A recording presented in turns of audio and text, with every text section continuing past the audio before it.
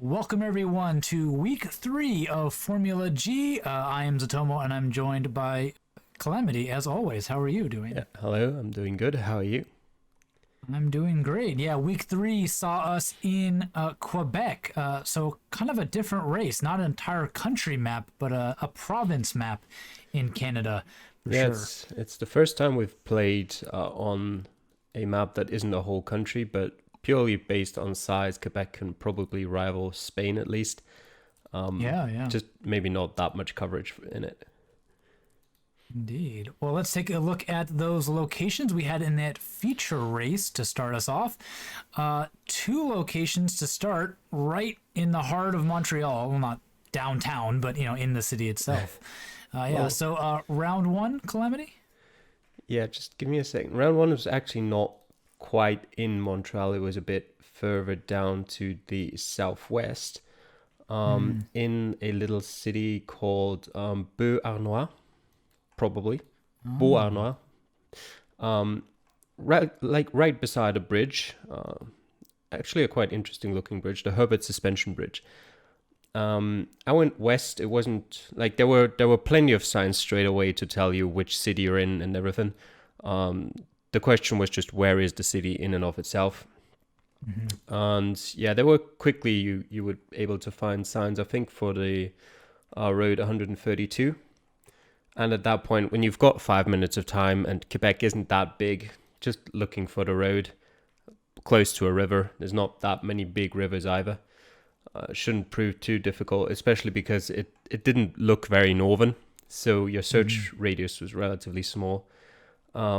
This one was quite difficult for me to pinpoint. There were a couple of people who made an error there. I'd say like 4 or 5, because there's like a small dirt path that just looks Yes. like any other on the map, like any other road. And I didn't notice that while playing. So I assumed like the next road to the east was a bit further away than it actually was. So that cost me like Yeah. 2 points. I think I did the same thing. Yeah, but besides the road numbers, we also were right next to a river. Yeah. Of course, there's the main river running through Quebec in the southern part. So you just had to search along that river until you found where exactly you were. And again, plenty of signs to point that out. But then, yeah, pinpointing was a little bit tricky because is this on the map? Is it not on the map? Mm. Joys of of Geoguessr. So.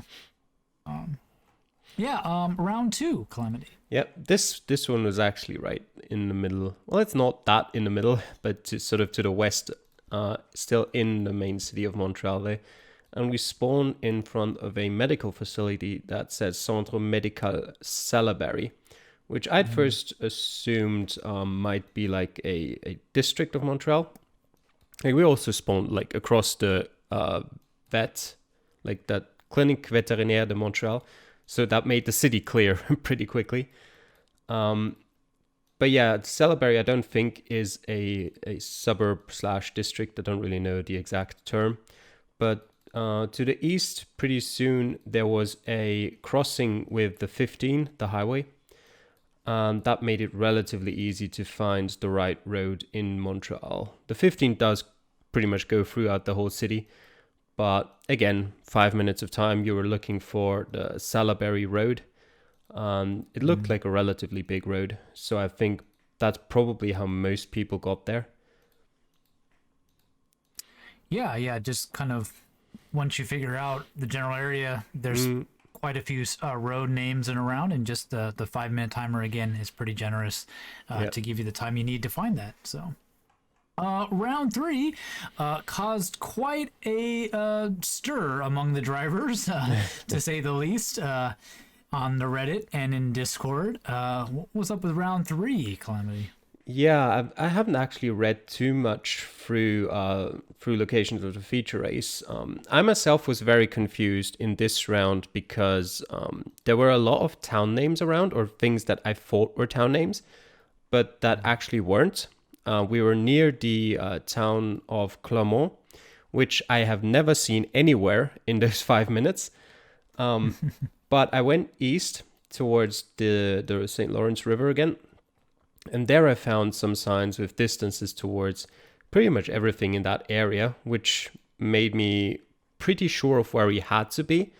But even then, with like 30 seconds left, I was like, well, it has to be here somewhere, but I can't find the town names anywhere.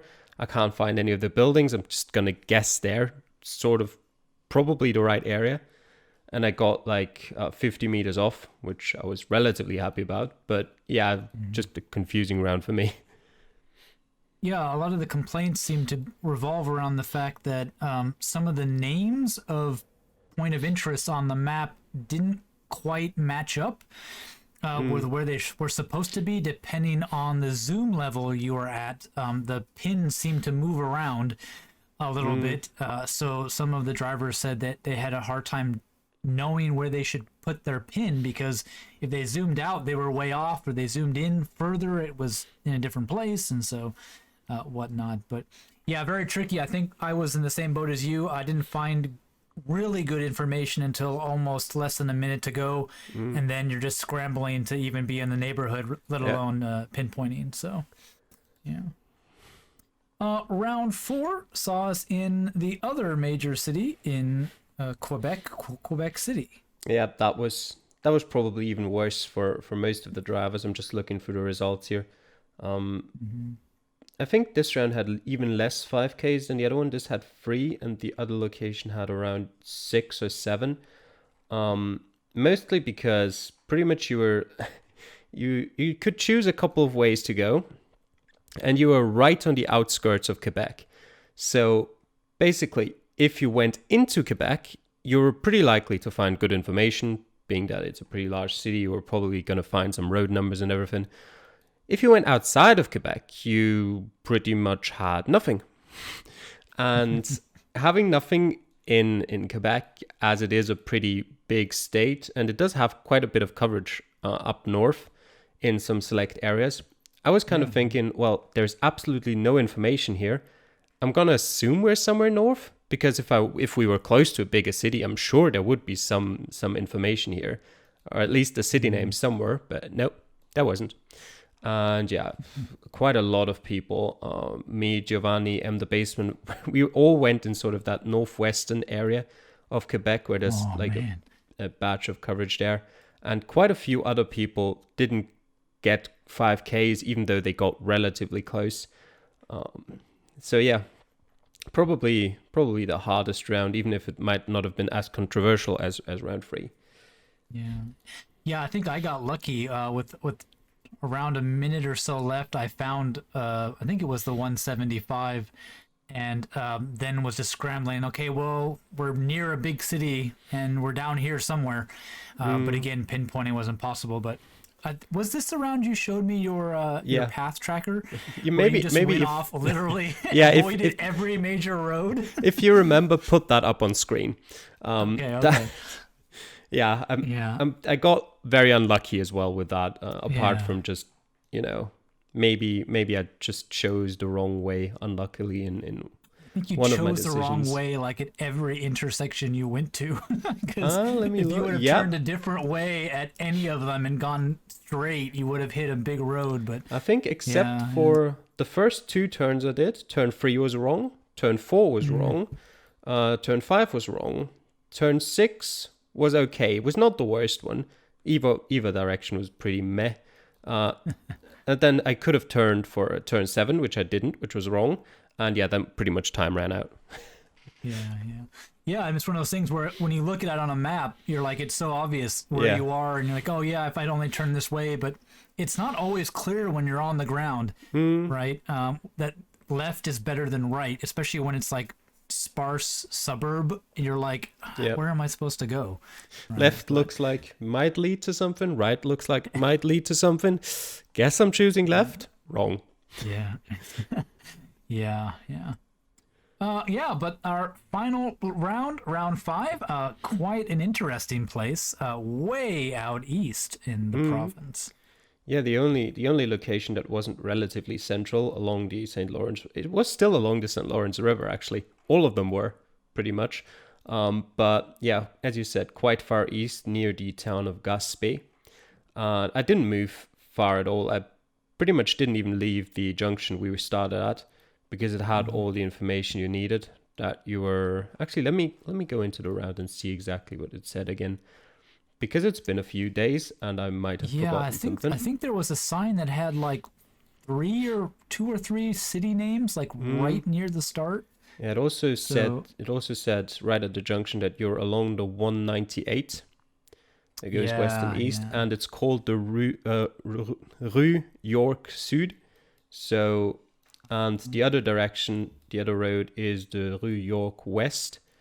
So, yeah, that's pretty much that. And very close by, there were some other signs. For example, one here had directions to quite a few smaller cities, but still cities, like Percé is 66 kilometers, Chandler is 110, and Murdochville 95 kilometers. And I'm sure the other direction had some of that as well. Yep. Saint-Anne-des-Monts, 208 kilometers south, and Gaspé is pretty much the town where we are. It's also what it said there. So yeah, didn't really have to leave that junction to get full points there. Yeah, I think I spent a majority of my time not looking at the location, but actually just searching the map for those towns. And the 198. Unfortunately, Quebec is sort of organized in the sense that as you move from that location into Quebec City, the numbers go down. So I was like, oh, they're going up. Okay, now I'm in the 90s. Now I'm, okay. And then I found it. So yeah, the road system reminds me of Japan in a way that like the numbers are ordered, but they are ordered in sort of batches, where you just have a collective of a bunch of numbers that are all ordered, but there might be some roads in between that might seem to sort of break that order, but that's because they're from a different batch and they don't adhere to that certain order you were looking at. Yeah, I did find almost all of the 190 somethings in that corner, which helped me out quite a bit, for that. Yeah, okay, well then let's take a look at the locations real quickly for that sprint race. Of course, all the drivers had these locations in different orders. The orders you see on your screen are the ones that Calamity had, but everybody had the same locations, just the order was different. So yeah. So do you want to run through those really quickly for us, Calamity? I have to say there was some complaints about the rounds not being very representative of the city on the Reddit, but I thought they were pretty good. Sure, you could have chosen some other locations maybe that would have also been very representative, but what we had here, I'll go through them one by one and then I'll explain why I think they were actually quite decent.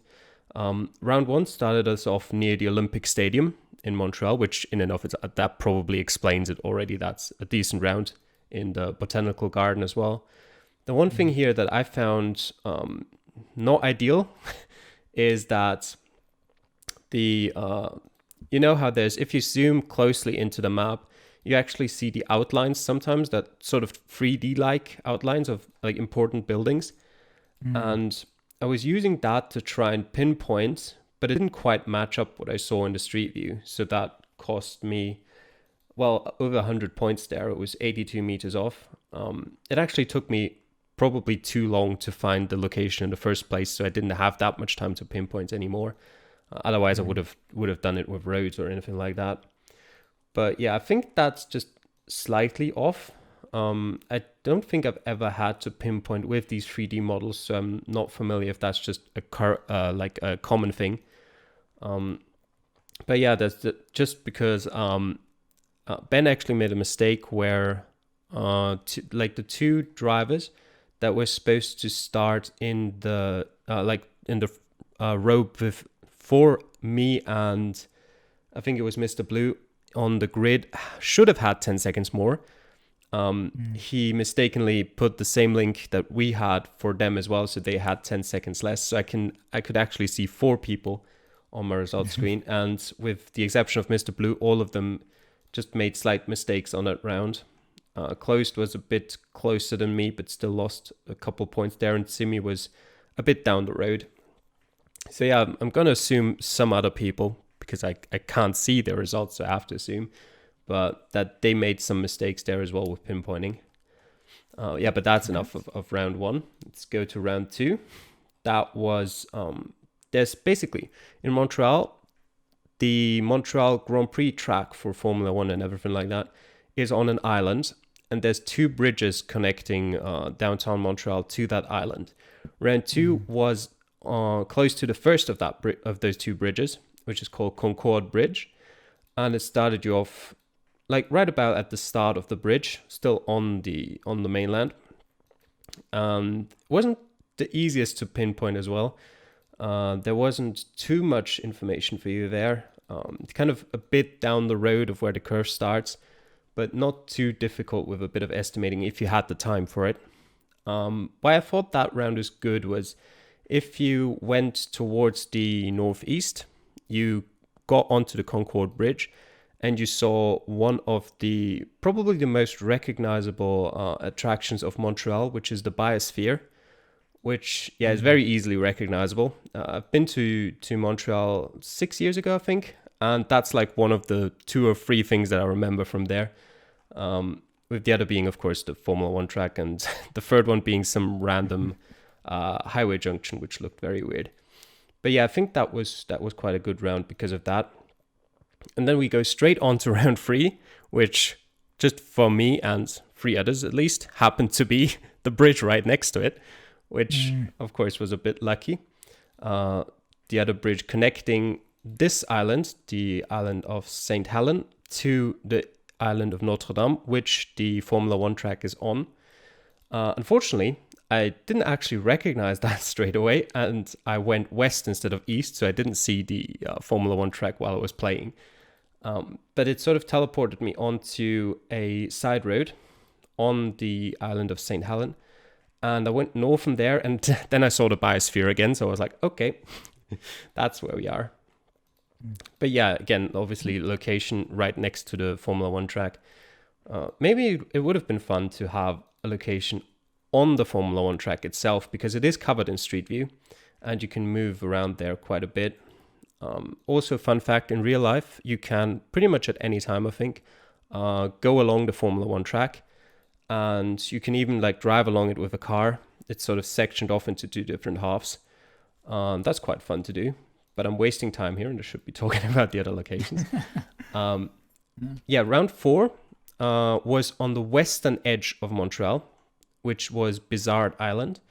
There, of course, you had an advantage if you looked at the map of Montreal before and looked where sort of the edges of it are, because it is quite out there, and if you're not careful, you might think that might not be a part of Montreal. And also because it is like on an edge, usually what I do when I look at a map of anything beforehand, I look at sort of the edges, what's around it. And I remembered that name of that island. And the road we started on is called after the island. It's called Jacques Bizard Boulevard. So that was pretty easy for me to recognize. Okay, that's probably on Bizard Island then. And then we had round 5, which was on the other end of Montreal. So I guess that's why I think they're decent locations, because they show either end of the city and aren't just like, right down in the middle of it. And round 5 was on the northeastern edge on a roundabout, which made pinpointing very easy at least, and had useful information. I think there was signs for Sherbrooke Street, which you could see before, because you were, well, depending on the order of your locations, which is the same road that goes past the Olympic Stadium. So you might already know where that is beforehand. And you could also find the river to the north of you to help you pinpoint and maybe be a bit quicker at finding the general location.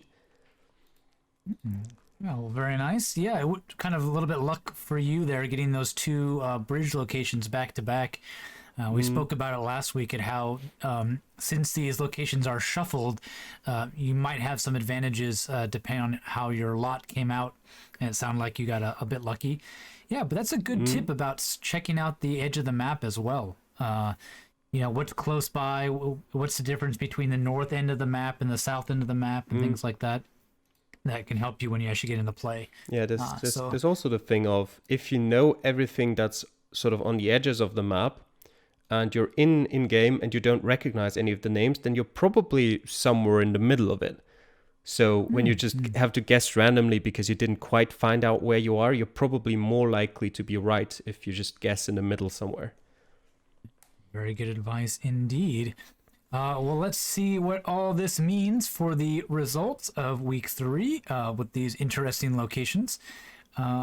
As we've been talking, definitely a more difficult map, and that definitely shows up in the feature race. Only 2 drivers getting 25k, Berryfish Bear and Mr. Blue. Berryfish Bear taking top spot with 7 yards closer than Mr. Blue. Shumi jumping right up to the top, but closed, and Max FI staying close to the top as well. Simi a little bit higher up than we've been seeing him around lately. And then, probably some surprises more towards the bottom. Calamity already talked about some of the problems he had, but he drops way down to 17th next to Giovanni and M the Baseman down there. Anything from you here on the standings for the feature race? Not a lot of surprises here if you ignore that. Basically, M the Baseman, me and Giovanni all made the same mistake, presumably in the same round. And basically, again, if you made one big mistake like that, you were never going to get points anyway. But yeah, other than that, probably Shumi is a surprise. It should be his first podium, I think. And he hadn't picked up too many points so far. So a good game from him, just not making any mistakes anywhere and ending up in 3rd place. Other than that, Sir Lemons, I think that was his first feature race after jumping in into a main driver role since this week, replacing, one of the drivers who'd driven there before. I can't quite remember which of the 2 it was. But yeah, other than that, roughly what you'd expect, I would say. Actually, first podiums for both Mr. Blue and Shumi. Congrats to them on that. We do have 2 reserve drivers who are now full-time drivers after the kind of dropout of Settle and Clutch Airball. And a little bit of some interesting wheeling and dealing going on between the teams. So Sir Lemons was actually the reserve driver for Oberhausen. But given that Nordhagen's reserve driver has been kind of a no-show to begin with, and Sir Lemons was currently in lead in Formula G2, Nordhagen gave him a call and asked if he'd be interested in taking that spot for them on their team. And of course he was. So actually now Oberhausen is down a reserve driver for that, and Wakelock, of course, taking the place, and Lancaster for Settle, having a bit of a rough week after quite a good week last week, picking up some points for them there. I don't know if this is a good time, but I think I'll just throw it in here. I did speak to Sir Lemons during the week about his promotion and how things have been going. He said that he's pretty new to the community. He's glad to have this opportunity, and he doesn't want to waste it. Kind of sad to leave his top spot in Formula G2, but obviously for greener pastures in Formula G1. And he hopes to do Max FI proud by racing alongside him to hope to lift the team up a bit. So Max has been kind of carrying everything on his own shoulders, so to speak. So hopes to get him a few points, and he did for week 1. Him as a driver, and he gets 8th place. One thing I do want to mention, I do play this round as a reserve driver for Chariot Motor Group, and I beat Calamity. Doesn't happen very often. Wasn't that hard? But yeah, congrats. But I gotta take my wins when I can get them, right? Yeah. I think I was actually 11th overall, but of course because both of my drivers competed, my score wasn't used. But I had a pretty good week. I went the right way every single time, so a little bit happy about that. Anyways, let's take a look at the sprint race results. While Calamity had a very bad showing in the feature race, 3rd, a podium for you here in the sprint race, and Mr. Blue picking up a double podium, 2nd both times. with that. Yeah, so definitely you can see almost an inversion, so to speak, of the table from the feature race. Mr. Blue, of course, keeping a spot, but you, Calamity, Giovanni, Stymphalics, Talampala, all moving up into the top, while people like Sir Lemons, Steal This Nick, more towards the bottom this time. Mm-hmm. Yeah, Jack E562 as well. I think with his first victory, I'm pretty sure he's been on the podium before. I'm also pretty sure it's my first podium. I finished fourth a couple of times before, but I don't think I've been in the top 3 yet. Also, interesting to note here, obviously might just be because there's some good players in there, but out of the 4 people that were in my seat in the sprint race, so the seat that had the order of locations I've mentioned before, 3 of them are in the top 4 with Mr. Blue, me, and Closed, and Simi down there in 11th. But yeah, other than that, I think this the sprint race looks more like you'd expect if you look at sort of the Geoguessr results in the way that you've got the favorites at the top. With the exception of Jack, maybe, who's a bit less known, which is interesting because normally that's how the feature race looks, and then the sprint race are the surprises with just the way that the timer differences work. But yeah, other than that, relatively standard. Steal This Nick probably disappointed about his 17th place there after a relatively good result in the feature race. But on the other hand, actually, no, that's not how it works. I was going to say he now has a shorter time, a longer timer for next week, but that comes from the feature race, not the sprint race. Yeah. So forget about that.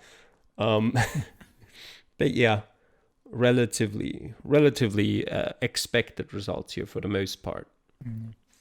Yeah, and I mean, last week we had so many 25K scores that we were using distance to separate all the drivers, and this more challenging map definitely did that for us. We didn't need to resort to that. Nobody getting 25K in the sprint race, and a pretty good curve in terms of how the points were lost.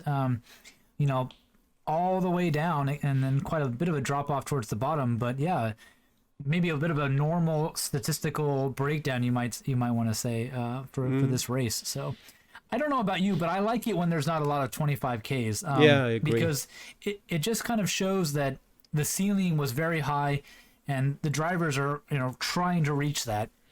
And it shouldn't be something that you're hitting every week, right? Especially in competitive formats.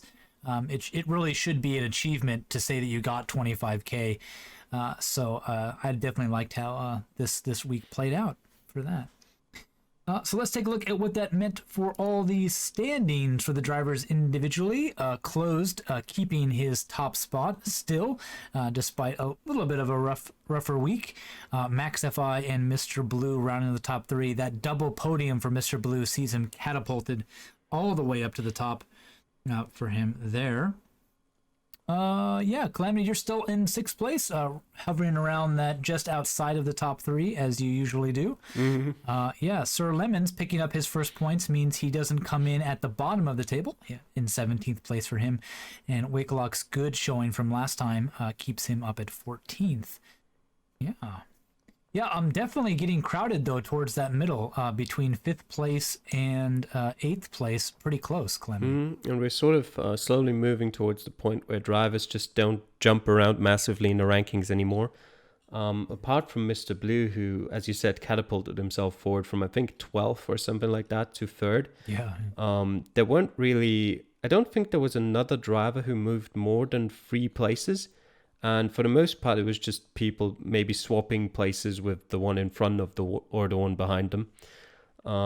Yeah, at the top still quite a decent lead from Closed, but behind that it's still very close from 2nd down to 8th, and then again from 9th down to 13th, where it's just a few points between the drivers, and then there's sort of wake lock in between there before we get down towards the bottom, where drivers are pretty much happy about every point they can get at this point. Yeah, man. Yeah. Okay, and then, of course, with the Formula G format, we also have the Constructors' Cup. So those colors next to those drivers' names are not just for show. It shows what team they are driving for. And as we take a look at those standings, with Close keeping up the pressure, Oberhausen keeping that top spot. But with Mr. Blues, Charge, Casa Rivazza, that's how you say it. Moves up into second. Nordhagen with Max FI all by himself, keeping third. And now that he's got a driver to help him out, probably we'll see that name higher up on the table in general. Opava and Lancaster and Chariot still towards that bottom, but the gap very close between FGT, Octane, and Chariot. Opava did move up quite a bit in points given Shumi's big run, but not enough to lift them out of the bottom slot. Sorry. Yeah, the top two don't change. It's Oberhausen ahead of Casarivazza, and it's been like that for a while. It's probably going to stay like that for a while.